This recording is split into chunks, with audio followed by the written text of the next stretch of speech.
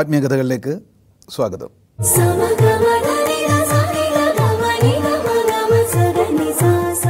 ഇന്ന് ആത്മീയകഥകളിൽ നാം വിചാരം ചെയ്യുന്നത് വിദൂര പ്രാർത്ഥനയിലൂടെയുള്ള സൗഖ്യം, അല്ലെങ്കിൽ വിദൂര പ്രാർത്ഥനാ സൗഖ്യം.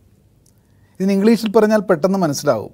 സർവ്വസാധാരണമായി നാം ഉപയോഗിക്കുന്നതാണ് ഡിസ്റ്റൻസ് ഹീലിംഗ് അല്ലെങ്കിൽ ടെലിപ്പതി എന്നൊക്കെ പറഞ്ഞു കഴിഞ്ഞാൽ ആധുനിക കാലഘട്ടത്തിൽ പെട്ടെന്ന് മനസ്സിലാവുമെങ്കിലും ഇത് ചിരപുരാതന കാലം മുതൽ ഋഷീശ്വരന്മാർ അന്ന് തൊട്ടേ കണ്ടെത്തി വിദൂരത്തിരിക്കുന്ന വളരെ ദൂരെയുള്ള ആൾക്കാരിലേക്കും തൻ്റെ ഉള്ളിലുള്ള ഒരാശയത്തെ, ശക്തമായ വിഷനെ ട്രാൻസ്ഫർ ചെയ്തിരുന്നു എന്നുള്ളതാണ്. ഇപ്പോൾ ഹിമാലയ സാനുക്കളിലൊക്കെ ഇപ്പോഴും നിരവധി സന്യാസി ശ്രേഷ്ഠന്മാർ ഒരു ഗുഹയ്ക്കുള്ളിൽ കാലങ്ങളോളം തപസ് ചെയ്യുമ്പോൾ വളരെ വിദൂരതയിലുള്ള മറ്റൊരു സ്ഥലത്തിരിക്കുന്ന വ്യക്തിയുടെ ഉള്ളിലേക്കും ആ ജ്ഞാനം, അവർ എന്താണോ ചിന്തിക്കുന്നത് തിരിച്ചറിയാനുള്ള കഴിവുള്ള അതിശ്രേഷ്ഠരായിട്ടുള്ള സന്യാസി ശ്രേഷ്ഠന്മാരുണ്ട്. നേരിട്ട് നമുക്ക് കാണാൻ സാധിക്കും. അപ്പോൾ ഒരു വ്യക്തിയുടെ ചിന്ത മനുഷ്യരൂപത്തിൽ പിറവിയെടുത്ത ഏതൊരു വ്യക്തിയുടെ ഉള്ളിലുള്ള സങ്കല്പ ശക്തിയെ മറ്റൊരാളിലേക്ക് പായിച്ചുകൊണ്ട് അവിടെ വ്യതിയാനം വരുത്തുന്ന പ്രക്രിയയ്ക്ക് പറയുന്നവരാണ് വിദൂര പ്രാർത്ഥനാ സൗഖ്യം. അപ്പോൾ ഇതെന്തിനു വേണ്ടിയിട്ടൊക്കെ ഉപയോഗിക്കുക? ഇതിനു വേണ്ടി ഉപയോഗിക്കാൻ പറ്റും. നല്ല രോഗങ്ങളൊക്കെ പിടിപെട്ടിട്ടുണ്ടെങ്കിൽ അതിനെ ഇല്ലാതാക്കാൻ, രോഗശാന്തിക്ക്, ഒപ്പം മനസ്സിന് ശാന്തിക്ക്, ഐശ്വര്യത്തിന്, അഭിവൃദ്ധിക്ക്. ഇപ്പോൾ ഒരു പരീക്ഷയിലൊക്കെ എഴുതാൻ പോകുന്ന കുട്ടികളുടെ ഉത്കണ്ഠയുണ്ടെങ്കിൽ അത് ശമനത്തിന് ഒക്കെ വിദൂരതയിൽ നിന്നും നമ്മുടെ അമ്മമാരുടെ പ്രാർത്ഥന പോലും അവിടെ ഫലത്തിലെത്താറില്ലേ. അപ്പം നേരിട്ട് ഫിസിക്കലായിട്ടൊരു ബന്ധമില്ലെങ്കിലും ആത്മാർത്ഥമായിട്ട് ആത്മാക്കൾ തമ്മിലുള്ള ഒരു കമ്മ്യൂണിക്കേഷൻ, അത് കറക്റ്റ് വേവ് ലെങ്തിലെത്തുമ്പോൾ ഉണ്ടാകാവുന്ന വ്യതിയാനത്തെ, ആ റിസൾട്ടിനെ പറയുന്ന പേരാണ് ഡിസ്റ്റൻസ് ഹീലിംഗ് എന്ന് പറയുന്നത്. അത് ഒരുപാട് നമ്മുടെ റേക്കിയിലായിക്കോട്ടെ അല്ലെങ്കിൽ അതേപോലെ ഹീലിംഗ് പ്രൊസീജിയറുകളിലൊക്കെ ഈ പറയുന്ന സാധ്യതകൾ ഉപയോഗിച്ച് വരുന്നുണ്ട്. അങ്ങനെ ഫലപ്രാപ്തിയിൽ നേടുന്ന ഒരുപാട് ആൾക്കാർ നമുക്ക് അറിയുകയും ചെയ്യാം. അപ്പോൾ അതിൻ്റെ ശാസ്ത്രീയതയിലേക്കാണ് ഇന്ന് നമ്മൾ പോകുന്നത്. എങ്ങനെയാണ് ഇതൊക്കെ സംഭവിക്കുന്നത്? എല്ലാത്തിൻ്റെയും പിന്നിലൊരു സയൻസ് ഉണ്ടല്ലോ അല്ലേ. നമ്മൾ പലപ്പോഴും ആത്മീയകഥകളിൽ സ്പിരിച്വൽ സയൻസുമായി ബന്ധപ്പെട്ട കാര്യങ്ങളാണ് മനസ്സിലാക്കി വരുന്നത്. അപ്പോൾ എന്താണ് ഈ വിദൂര പ്രാർത്ഥനാ സൗഖ്യത്തിൻ്റെ പിന്നിലെ ഒരു ശാസ്ത്രീയത, സയൻസ് എന്നുള്ള സ്പിരിച്വൽ സയൻസ് അറിയുക? ഒരു ട്രാൻസ്മീറ്റർ, നിരവധി പ്രസരണികൾ, ഒരു റേഡിയോ നിലയം, നമ്മൾ വലിയൊരു ട്രാൻസ്മീറ്ററാണ്. അവിടുന്ന് പ്രവഹിക്കുന്ന പ്രസരണികൾ ഈ പ്രപഞ്ചത്തിലേക്ക് തന്നെ ലയിച്ച് കിടക്കുകയാണ്. ഇപ്പോൾ ഇവിടെ നമ്മളിരിക്കുമ്പോൾ തന്നെ നിങ്ങളിരിക്കുന്ന പ്രപഞ്ചത്തിൽ നിരവധി സംഗീതം ഒഴുകുന്നുണ്ട്, പല പല ചിത്രങ്ങൾ പോകുന്നുണ്ട്, പക്ഷെ നമുക്ക് കാണാൻ പറ്റുന്നില്ല. അദൃശ്യമായൊരു സാന്നിധ്യമാണ്. പക്ഷേ അതിനെ ഡീകോഡ് ചെയ്തെടുക്കാൻ ഈ ട്രാൻസ്മീറ്ററിൽ ശരിക്കും പ്രസരണിയിൽ നിന്നും എടുക്കുന്നതിന് വേണ്ടിയിട്ട്, പ്രപഞ്ചത്തിൽ എടുക്കുന്നതിന് വേണ്ടിയിട്ട് ഒരു റിസീവർ ഉണ്ടായിരിക്കും, ഒരു റേഡിയോ. ഈ റേഡിയോ ഉണ്ടായാൽ മാത്രം പോരാ, അത് ഓൺ ചെയ്ത കണ്ടീഷനിലായിരിക്കണം, റിപ്പയർ ഉള്ളതായിരിക്കുകയും ചെയ്യരുത്. ഇപ്പോൾ പലപ്പോഴും പല റേഡിയോ ഇപ്പം റിപ്പയറാണ്. അതുകൊണ്ടാണ് പല ജ്ഞാനങ്ങളും ഡയറക്റ്റ് നമുക്ക് റിസീവ് ചെയ്യാൻ പറ്റാതെ വരുന്നത്.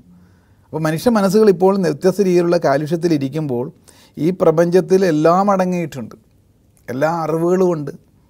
ഏത് കാര്യങ്ങളെപ്പറ്റി മുൻകൂട്ടി കാണാനുള്ള കാര്യങ്ങൾ ഓൾറെഡി ഇവിടെ നിൽക്കുന്നതാണ്. അതായത് രഹസ്യമാണ്, മറഞ്ഞിരിക്കുന്ന സത്യത്തെ പറയുന്നവരാണ് രഹസ്യം. അപ്പോൾ രഹസ്യമായിട്ട് ഈ പ്രപഞ്ചത്തിൽ മറഞ്ഞിരിക്കുന്നതിനെയെല്ലാം മനുഷ്യന് ചില വേളകളിൽ ഒരു സിഗ്നൽ പോലെ ഉണർവ് കിട്ടാറുണ്ട്. ആ സമയത്ത് സാധാരണ മനുഷ്യർ അത്ഭുതപ്പെടാറുണ്ട്. ഒരു ഉദാഹരണം പറഞ്ഞാൽ, നിങ്ങൾ കാലങ്ങളായിട്ട് കാണാതിരുന്ന ഒരാൾ, ഓർക്കാതിരുന്ന ഒരാളെ പറ്റി കഴിഞ്ഞ ദിവസം നിങ്ങളൊന്ന് ഓർക്കാനിടയായി. അവരുടെ പറ്റിയുള്ള നിമിഷങ്ങൾ കുറേ സമയം ചിന്തിക്കാനും മറ്റൊരാളുമായിട്ട് സംവദിക്കാനിടയായി. നിങ്ങൾ നോക്കിക്കോ, തൊട്ടടുത്ത ദിവസമോ അന്ന് തന്നെയോ ആ വ്യക്തി നിങ്ങളെ വിളിക്കുകയോ നിങ്ങളുടെ മുന്നിലൂടെ വരികയും ചെയ്യും. അപ്പോൾ നമ്മൾ ഭയങ്കര അത്ഭുതം തോന്നും, ഇതെന്താണ് സംഭവിച്ചത്?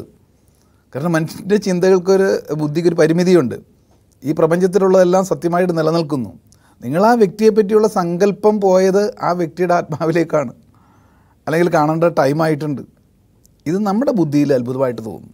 ചിലപ്പോൾ കുറേ നാളുകളായിട്ട് നമ്മൾ ഒന്ന് സംസാരിക്കാൻ ആഗ്രഹിച്ച ഒരാൾ പെട്ടെന്ന് നിങ്ങളെ വിളിക്കുന്നു. ഇപ്പോൾ നമ്മൾ വണ്ടറായി പോകും, അത്ഭുതപ്പെട്ടു പോകും. ഇതൊക്കെ ടെലിപ്പതിയുടെ വ്യത്യസ്ത തലങ്ങളാണ്. അപ്പോൾ ഇതിനെ ശാസ്ത്രീയമായിട്ട് ഉപയോഗിച്ച് ഫലപ്രദമായിട്ട് ഉപയോഗിച്ചിരുന്നു, ഇപ്പോഴും ഉപയോഗിക്കുന്നുണ്ട്. ഉദാഹരണം, അമേരിക്കയിൽ ഇരിക്കുന്ന ഒരാൾ, അദ്ദേഹം ചികിത്സയിലാണ്, നമുക്ക് ആ അറിവ് കിട്ടി. ഇവിടെ ആ ആത്മാവിനോട് ചേർന്ന് അടുത്ത ബന്ധമുള്ള ഒരാൾ തീർത്തും ആത്മാർത്ഥതയോടുകൂടി കൊടുക്കുന്ന പ്രാർത്ഥന, സങ്കല്പശക്തി, അവിടെ സൗഖ്യം വരുന്നതായിട്ട് നിരന്തരം കൊടുത്തുകൊണ്ടിരിക്കുന്ന ആ സങ്കല്പം നേരെ അവരുടെ ആത്മതലത്തിലേക്ക് എത്തുന്നു. മരുന്നിന് 20% എഫക്റ്റെങ്കിൽ 80% ഈ പറയുന്ന ടെലിപ്പതിയിലൂടെ സൗഖ്യം പ്രാപിക്കുന്നു എന്നുള്ളതാണ്. അത്ഭുതകരമായ രോഗശാന്തിയുടെ അടിസ്ഥാന തത്വവും അതൊക്കെ തന്നെയാണ്. അപ്പം ഇത്തരത്തിൽ വിദൂരതയിലുള്ള സൗഖ്യപ്പെടുത്തലിനെയാണ് ടെലിപ്പതി അല്ലെങ്കിൽ ഡിസ്റ്റൻസ് ഹീലിംഗ് എന്നൊക്കെ പറയും. ഞാൻ തന്നെ പലപ്പോഴും പലർക്കും ഇതേപോലെയുള്ള എന്തെങ്കിലും മംഗളകാര്യങ്ങൾക്ക് വേണ്ടിയിട്ട് നമ്മളോട് പറയുമെന്ന് പ്രാർത്ഥിക്കാൻ പറയാറുണ്ട്. ആ വേളയിൽ കൃത്യമായ രീതിയിൽ ഏകാഗ്രമായി കൊടുക്കുന്നത്. അപ്പോൾ നമ്മുടെ ആത്മാവിനെ സംബന്ധിച്ച് വിദൂരത എന്ന് പറയുന്നത് ഇല്ല, തൊട്ടരികിലാണ്. സാമാന്യ ബുദ്ധിക്കാണ്, ബോധമനസ്സിനാണ്. ആ ബോധമനസ്സുകൊണ്ട് ചിന്തിക്കുമ്പോഴാണ് ദേശകാലങ്ങൾ തമ്മിലുള്ള അതിർവരമ്പുകളും ഡിസ്റ്റൻസും ആത്മതലത്തിലെല്ലാം തൊട്ടരികിൽ തന്നെയാണ്. നിങ്ങളിപ്പം UK-യിലിരിക്കുന്ന ഒരാളും ജർമ്മനിയിലിരിക്കുന്ന ആളും കേരളത്തിലിരിക്കുന്ന ആളും തമ്മിലുള്ള അകലം ബോധമണ്ഡലത്തിനെ സംബന്ധിച്ച് പറഞ്ഞാൽ മണിക്കൂറുകളുടെ, ദിവസങ്ങളുടെ വ്യത്യാസമുണ്ടെങ്കിൽ ആത്മതലത്തിൽ നിയർ ബൈ, തൊട്ടടുത്താണ് ഇരിക്കുന്നത്. അപ്പോൾ നമ്മുടെ ഓരോ സങ്കല്പവും ഡയറക്റ്റ് അങ്ങോട്ട് ചെല്ലാൻ അധിക വിദൂരതയൊന്നും വേണ്ട, അരികിലാണ് ഇരിക്കുക. അപ്പോൾ ചെയ്യേണ്ടത്, ഒരു വ്യക്തിയെ, ഈ വ്യക്തി ആരാണോ സമർപ്പണം അല്ലെങ്കിൽ സന്ദേശം കൊടുക്കുന്നത്, ആ ട്രാൻസ്മീറ്റർ പവർഫുള്ളായിരിക്കണം, അവിടെ എനർജി ലോസ് ഉള്ളതായിരിക്കരുത്. അതുകൊണ്ടാണ് അത്തരത്തിലുള്ള ശ്രേഷ്ഠമായ ആചാര്യന്മാരിലൂടെയാണ് ഈ ട്രാൻസ്മിഷൻസ് നടത്താറുള്ളത്. ഈ ഒരു അടിസ്ഥാനപരമായ ശാസ്ത്രത്തെ മനസ്സിലാക്കിയാണ് നമുക്ക് വേണ്ടി പ്രാർത്ഥനയിലൂടെ സൗഖ്യം തരുന്ന ചില മാസ്റ്റേഴ്സും ഒക്കെ ഉണ്ടല്ലേ, നിരവധി, എല്ലാ മതങ്ങളിലും ഉണ്ട്. അപ്പോൾ നമുക്ക് നേരിട്ട് ഇതിൻ്റെ ഒരു പ്രാക്ടീസ്, പരിശീലനമില്ലെങ്കിൽ ആ രംഗത്ത് നിയോഗിക്കപ്പെട്ടിരിക്കുന്ന ഒരാചാര്യനിലൂടെ നമുക്ക് വേണ്ടി പ്രാർത്ഥനാ വചനങ്ങൾ ഉരുവിടും. ഇനിയിപ്പം ഇത് നല്ല കാര്യങ്ങൾ അഭിവൃദ്ധിക്കും സന്തോഷത്തിനും ഐശ്വര്യത്തിനും വേണ്ടി മാത്രമല്ല, ചിലർ ദേഹവിയോഗ സമയത്ത് കൊടുക്കുന്ന കൂദാശ, അന്ത്യകൂദാശ കേട്ടിട്ടുണ്ടാകും. അതും എന്താണ്, എത്രയും പെട്ടെന്ന് ഈ ഒരു ആത്മാവിന് വലിയ ബുദ്ധിമുട്ട് കൂടാതെ എവിടെ നിന്നാണോ വന്ന് അവിടേക്ക് പോകുന്നതിന് വേണ്ടിയിട്ടുള്ള സങ്കല്പശക്തി ജീവനോടെ ഇരിക്കുന്ന മനുഷ്യർ കൊടുക്കുന്ന പ്രാർത്ഥന. മരണവേളയിൽ പലപ്പോഴും ബന്ധുമിത്രാദികൾ അടുത്തിരുന്ന് പ്രാർത്ഥിക്കുന്നത് കണ്ടിട്ടില്ലേ? ആ പ്രാർത്ഥനകളെല്ലാം മരണത്തിലേക്ക് പോയിക്കൊണ്ടിരിക്കുന്ന ആളുടെ ആത്മാവിന് ഒരു സപ്പോർട്ടീവായിട്ട് ക്ലേശം കൂടാതെ ഈ ലോകത്ത് നിന്നും മറുകരയിലേക്ക് എത്തുന്നതിന് വേണ്ടിയിട്ടുള്ള ഹീലിംഗ് പ്രോസസ്സ് തന്നെയാണ്. അപ്പോൾ എപ്പോഴും മനസ്സിലാക്കുക, നമ്മുടെ ഓരോ സങ്കല്പവും വിദൂരതയിലിരിക്കും. ഇപ്പോൾ പലപ്പോഴും ചില എക്സാമിനേഷന് മുമ്പ്, ഇപ്പോൾ ബാംഗ്ലൂർ പഠിക്കുന്ന ഒരു കുട്ടിയാണ്, നാളെ പരീക്ഷ ആരംഭിക്കുകയാണ്. വീട്ടിലോട്ട് വിളിച്ച് പറയും, അമ്മേ അച്ഛാ ഒന്ന് പ്രാർത്ഥിച്ചേക്കണം, 10 മണിക്കാണ് എക്സാമിനേഷൻ തുടങ്ങുന്നത്. ആ സമയത്ത് നമ്മുടെ മാതാപിതാക്കൾ അതിശക്തമായ രീതിയിൽ അത്രയും സമയം ഉരുവിട്ട് കൊടുക്കുന്ന സങ്കല്പശക്തി ആ പഠിച്ച കാര്യങ്ങളിൽ കൂടുതൽ സപ്പോർട്ടീവായിട്ട് ഓർക്കുവാനും അത് ഈസിയായിട്ട് കംപ്ലീറ്റ് ചെയ്യാൻ സാധിക്കുന്നു എന്നുള്ളതാണ്.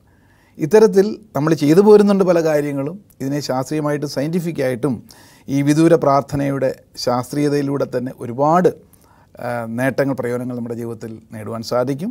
ഇനി ഇതിൻ്റെ മറ്റൊരു ശാസ്ത്രീയത അല്ലെങ്കിൽ ഇത് ഉപയോഗിക്കേണ്ട രീതി, കഴിവതും ചിന്തകൾ കുറഞ്ഞിരിക്കുന്ന വേളകളിൽ. കാരണം ഒരു മനുഷ്യൻ്റെ ബോധമണ്ഡലത്തിലെ ചിന്തകൾ അങ്ങ് വല്ലാത്തൊരു പ്രവാഹത്തിലാണെങ്കിൽ എത്ര നിങ്ങൾ സങ്കല്പശക്തി കൊടുത്താലും ഉള്ളിലേക്ക് പതിയയില്ല.